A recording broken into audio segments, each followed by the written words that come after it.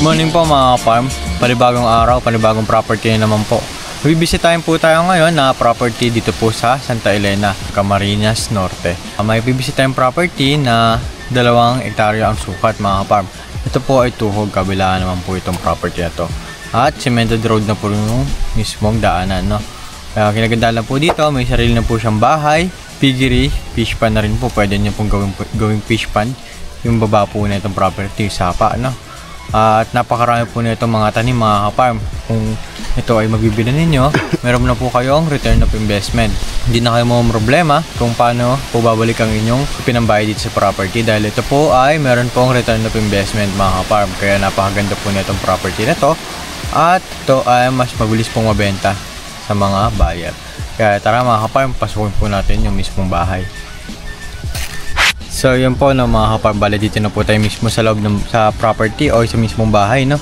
Tara mga ka-farm, pasukin po natin tong bahay na to at para makita po natin yung buong bahay na mga ka-farm.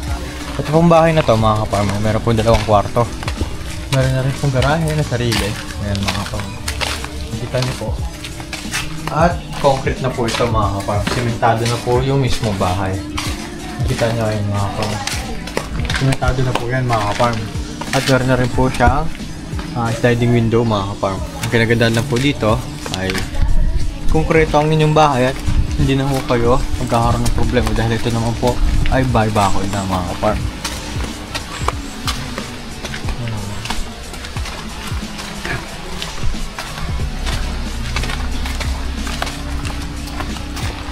Bueno mga ka-farm, ito po yung mismong bahay. Ito po yung kabuuan ng bahay mga ka-farm. Hindi lang po natin mapasok ngayon dahil po wala po yung mismong may-ari. Ang katiwala lang po ang naiwan dito at wala po sa kanya yung susi ng mismong bahay. Kaya hindi po natin mapasok itong bahay na to. Pero ito po ay meron pong 2 kwarto na mga ka-farm. So ito mga ka-farm, pag-usapan naman natin itong tanim mga ka-farm. Bali ang tanim po na itong property nito, ayan po, nakita nyo. Meron pong mga dalanghita. Napakarami po niyan mga ka-farm. Ayan po yung mga dalanghita no mga ka-farm.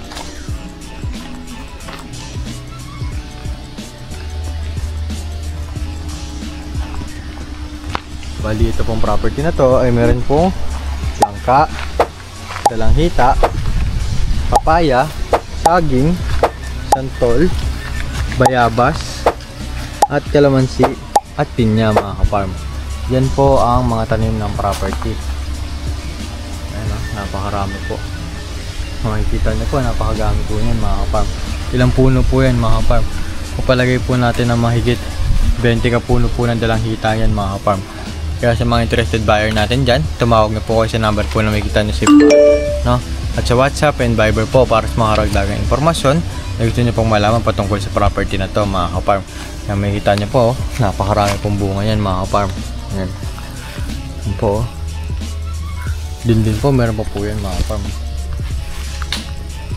Bukod po dyan sa dalanghita, meron din po itong mga niyog. Mga nasa 300 kapuno pa po ito ng niyog. At ganoon din po sa saging mga farm. So tara na mga farm, bababa tayo ng konti sa property. Ako pa sa dito. Aray ko. Dito no. Ito na po yung linya ng kuryente mga farm. Ayan, nakita niyo po. Ito na po yung mismong linya ng kuryente. Kaya sa mga nagito po na bias dyan, kung may linya po ba ito ng kuryente, abot po ito ng kuryente mga ka-farm. At meron na rin po ito source of water. Bali, ang source of water po ng property na to ay sapa. Kaya naman po sapa na yon, ang katabi po nun ay pwede nyo pong paglagyan ng inyong fish pond. Optional lang naman po yun, pero karamihan po kasi dito sa katabi ng mga property o karatig ng property ay meron pong fish pond mga ka-farm. Meron din pong pitak ng kapalayan. Dun po sa may karatig niyo pong property mga ka-farm. Ayan, kumikita niyo po. Bibilangin po natin yung puno ng dalanghita. 1, 2, 3, 4, 5, 6, 7, 8, 9, 10. Pagpalagay na po natin mga ka-farm na 50 kapuno ang meron pong nakatanim ditong dalanghita mga ka-farm. Bukod pa po ang niyog, bukod pa po ang langka, santol, at saka papaya, pinya. Ayan mga ka-farm, bukod pa po yung mga yan. At meron din po itong tanim na good lumber po na puno na mga ka-farm. Ito po ay meron antipolo. Mga ilang piraso din po antipolo yun. Mga 2 piraso din po yun mga ka-farm. Kaya sa mga interested buyer natin dyan, tumawag lang po ako sa number na makikita po ninyo sa inyong screen at sa WhatsApp and Viber po para sa mga karagdagang promosyon na mga ka-farm. Para mga ka-farm, akit na po tayo at isingin natin yung mismong kabila ng property. Yung meron pong piggery at meron na rin pong habong ng garahe ng mga ka-farm. So yun po no mga ka-farm, ito po yung sinasabi ko po sa inyo piggery. Yan. Na meron din pong parking lot po ng sasakyan. Ito naman po mga ka-farm ay hindi na po siya operational. Pero pwede niyo po paganahin po ulit. Dahil po ito ay sira-sira na. Yan naman po ay fully concrete po yan mga ka-farm. At kinaganda lang po nito, meron na rin po siyang demotor. Siguro po itong demotor na to, kailangan nyo na po talagang palitan dahil kinakalawang na. Or kung meron po kayo marunong mag-maintenance po na itong demotor na to, yung nangangalawang na to, na maayos po ito siguro. Na mga ka-farm. Po sinasabi ko sa inyo na kabila po. Kaunti na lang po ang sasakupan nito mga ka-farm. Kaya karamihan po dito tanim ay saging lang po. Saging at saka pinya. Ano? Tapos may kakaunting kapuno po ng niyog mga ka-farm. Ito po, kung makikita nyo to, meron pong malaki na pong tanim na puno ng sili. No? Ayun, no? Napakarami po yan. Meron din po dun sa kabila na hindi ko lang po pala nabanggit sa inyo mga ka-farm. Mga 2 pirasong puno ng sili po. At ito po ay panibago, no? Dito po sa kabilang parte po ng property. Makikita nyo, lalaki po, no? Ito po tayo sa kabila ng mga ka-farm. May mga tanim na maliliit pa po.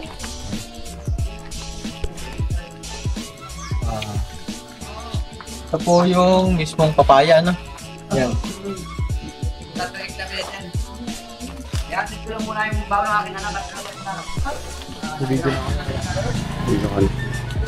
Tapos ito na po yung pagkami na naman.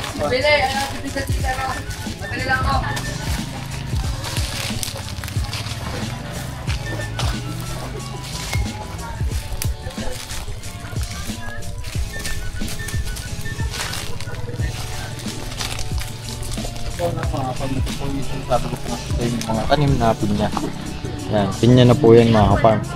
Meron na po yan mga bunga din po sa kabilang parte ng property. Papakita ko po sa inyo mamaya. I-insert ko na lang po dito sa video yung mga tanim ng pinya. Ito po. Yan. So yun po no mga ka-farm, mapag-usapan po natin yung source of water nitong property. Bali ang source of water po nito ay sapa mga ka-farm. Ito po yung sinasabi ko sa inyo kanina na meron po itong source of water na sapa. Yan po ay sapa na po yan mga ka-farm. Hanggang din po yan mga ka-farm. Sa mismong Madre de Cacao. Bali ang boundary po niyan ay Madre de Cacao. Ayun pong Madre de Cacao na yun ay sako pa po yun ng property. At ang kinagandaan lang po nito ay meron po itong katabing pwedeng gawing fish pond ng mga ka-farm. Kaya ayan po no, kumikita po ninyo na yan ay sako pa po yan hanggang din pa po sa kabilang parte na yan mga ka-farm. Yan, sako pa po yan mga ka-farm. Yan naman po ay napakarami pong palibagong tanim na puno ng niyog. Ayan, mga nabumunga pa lang po yan. Pagpalagay na po natin 200 ka puno po yung tinanim nila na puro bago po. At hindi na po kayo matatalo din dahil po isipin nyo po, meron na po kayong namumungang 300 ka puno ng niyog. Meron pa po kayong bagong tanim na 200 ka puno ng niyog. At bukod pa, ang dalandan po pala dito ay mahigit 100 po, no? Kulang po sa 100 pero hindi po abot 100 mga ka-farm. Siguro pagpalagyan natin 80 kapuno po ng dalanghita. At meron din po itong kalamansi, papaya, pinya, santol, langka. Yan mga ka-farm. Madre de Cacao. Yan mga ka-farm. Meron po tayong mga yan. So yun mga ka-farm no. Punta po tayo doon sa kabilang parte ng property. Yung sinasabi ko pong naituhog po na itong daanan. Doon po tayo sa may piggery. Tara mga ka-farm, punta po tayo. So yun po na mga ka-farm, bali ito po yung mismong boundary ng property. Ito pong kabila po ng boundary ng property na to ay kinagandaan na po na ito ay cemented road na po at packet na po yan lahat mga ka-farm. Papunta na po doon sa bahay, piggery at sa mga tanim mga ka-farm. Bali ito po yung mismong kabila ng property sa left side, no? Yan. Ayan po yung left side. Pag dito naman kayo marap sa kabila, yung right side ng mga ka-farm, kabilaan po yan. Packet po yan, puro tanim din po yan mga ka-farm na saging at niyog. Pagpalagay ko po, ang niyog po nito ay more or less po yan na namumunga. Pero hindi ko po sinasabi na lalagpas po sa 400, pero more or less po na 300. Siguro bilhin po natin, abutin po ng 350 kapuno po yan mga farm. At ito po, papakita ko na lang po sa inyo yung mismong daanan. Balang daanan po nito, papalagay na po natin, ito po ay meron 6 meters po ang lapad na mga farm. Kabilaan po yan, no? At meron din po itong mga tanim na madadaanan. Kung makikita nyo po, ito po yung sinasabi ko sa inyo kanina na meron po itong pinya.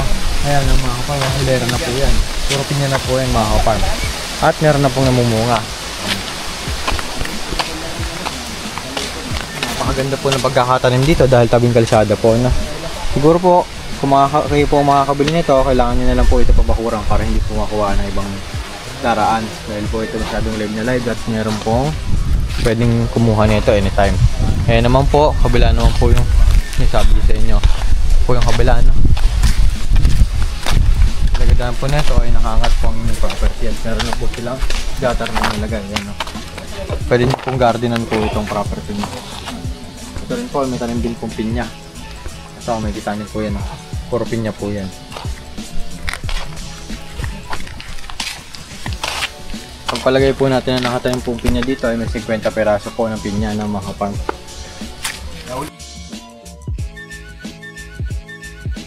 So yun po no mga farm, dahil nakita nyo na po itong video na to mga farm, ay maaari po kayong tumawag sa aming mga contact number po, no, sa WhatsApp and Viber po para sa mga karagdagang impormasyon na gusto nyo pong malaman patungkol sa property na ito. At huwag nyo rin po kalimutan mag-message sa aming Facebook account na Prezi Rosario. Mas mabilis po namin masasagot ang inyong inquiry po dito sa Facebook account na to mga farm, dahil ito po yung madalas na active at mas mabilis makita na mga farm. Kaya pag-usapan natin yung titulo na ito mga farm. Ang titulo po na ito ay TCT na po at ito po ang sukat po dito dati na ito ay 7.1. Yun naman po ay naka-subdivided na at nailabas na po yung 2 hectare na pinabibenta at ito po yun mga farm. Wala na po kayo magiging problema dito patungkol sa titulo na ito. Meron po itong updated land tax at ang lahat lang po na ito ay kinukuha pa po ng mga farm. Kaya sa mga buyer natin dyan, tawag na po kayo. So yun lamang po ng mga farm. God bless all po.